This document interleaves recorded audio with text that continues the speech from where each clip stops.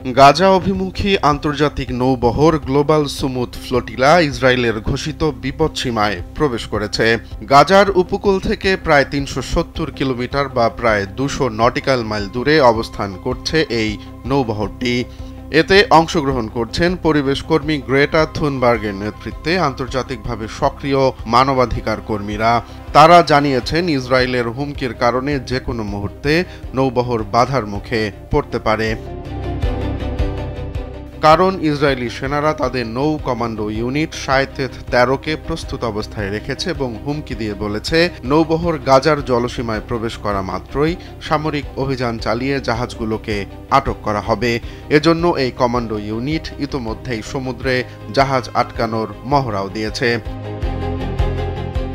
তবে শেষ খবর পাওয়া পর্যন্ত নৌবহরের সব জাহাজে অংশগ্রহণকারীরা অবস্থান করছেন এবং যাত্রা এখনও অব্যাহত রেখেছেন। জাহাজগুলোতে মানবিক সহায়তা বহন করা হচ্ছে। এতে খাবার, চিকিৎসা সামগ্রী এবং অন্যান্য জরুরি সরঞ্জাম রয়েছে বলে জানানো হয়েছে।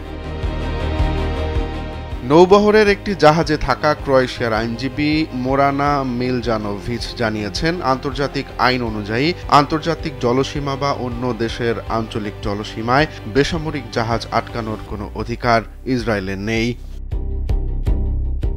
তিনি বলেন, এটি আন্তর্জাতিক প্রচলিত আইনের বিষয়। কোনো রাষ্ট্রই সাধারণ আন্তর্জাতিক আইনের ভিত্তিতে বেসামরিক নৌবহরকে চাইলেই আটকাতে পারে না।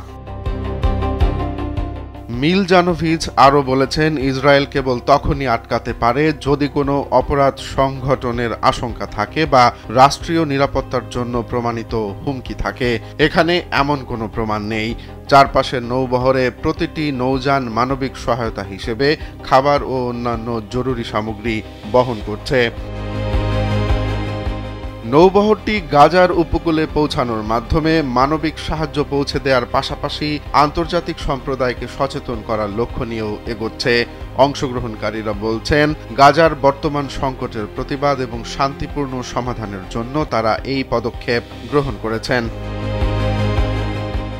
বিশ্লেষকরা জানিয়েছেন, এই উদ্যোগ বিশ্ব সম্প্রদায়ের নজর কাড়ার পাশাপাশি ইসরায়েলি নীতি এবং মধ্যপ্রাচ্যের বর্তমান পরিস্থিতি নিয়ে আন্তর্জাতিক চাপ বৃদ্ধিতে সহায়ক হতে পারে। কারণ আন্তর্জাতিক মানবাধিকার সংস্থা এবং বিভিন্ন দেশের নৌবাহিনী বিষয়টি সতর্কতার সঙ্গে পর্যবেক্ষণ করছে।